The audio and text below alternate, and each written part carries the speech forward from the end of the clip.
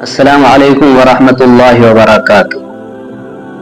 रमज़ानुल मुबारक के अंदर रोज़ा छोड़ने वालों को हज़रत जिब्रील अलैहिस्सलातु वस्सलाम की इस बद्दुआ से डरना चाहिए कि हज़रत कअब बिन उजरा रज़ियल्लाहु ताला अन्हु फरमाते हैं कि एक मर्तबा नबी करीम सल्लल्लाहु अलैहि वसल्लम ने हमें मिंबर से करीब होने का हुक्म फरमाया तो हम करीब हो गए।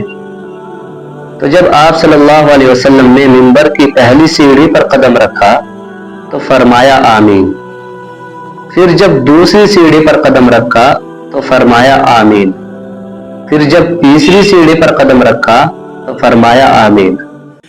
हमने अर्ज किया, रसूल अल्लाह, आज हमने आपसे ऐसी बात सुनी है जो आज से पहले नहीं सुनी थी।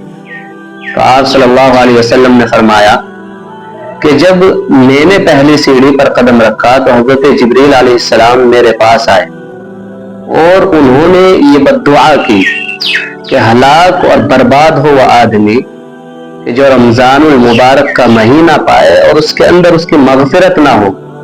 तो मैंने कहा आमीन। फिर जब मैंने दूसरी सीढ़ी पर कदम रखा तो उन्होंने कहा कि हलाक और बर्बाद हो आदमी कि जिसके सामने आप सल्लल्लाहु अलैहि वसल्लम का तज़किरा हो और वह आप सल्लल्लाहु अलैहि वसल्लम पर दुरूद न भेजे। मैंने कहा आमीन। फिर जब मैंने तीसरी सीढ़ी पर कदम रखा तो उन्होंने कहा कि हलाक और बर्बाद हो आदमी कि जो अपनी जिंदगी में अपने वालिदैन या उनमें से कोई एक उसको बुढ़ापे के ज़माने में पाए और वो उसको जन्नत में दाखिल न कराए। तो मैंने कहा आमीन। इसमें जो सबसे पहली बद्दुआ है वो रोज़ा छोड़ने वालों के लिए है।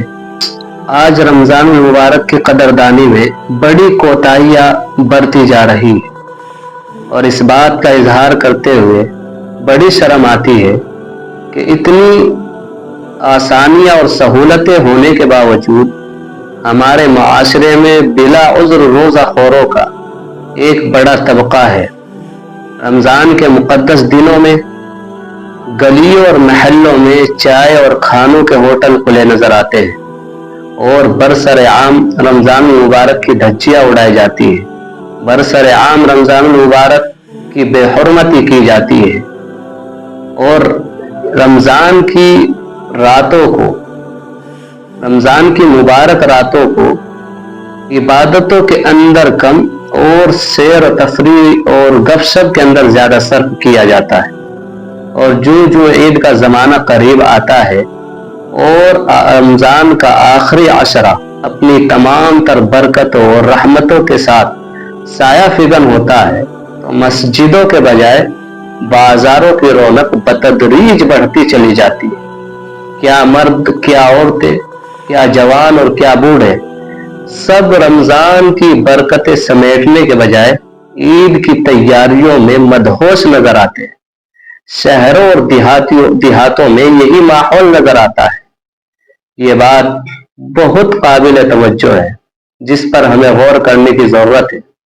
हमारी फलाह और कामयाबी यकीनन इसी में है कि हम माह मुबारक को पूरी तरह वसूल करने के लिए फिक्रमंद हो और इस मुबारक महीने में ज्यादा से ज्यादा इबादत और इताअत और रमज़ान मुबारक के रोजे रख करके अल्लाह की रहमतों के मुस्तहिक बने और हजरत जिब्रील अलैहिस्सलातु वस्सलाम की बद्दुआ से बचने वाले बने।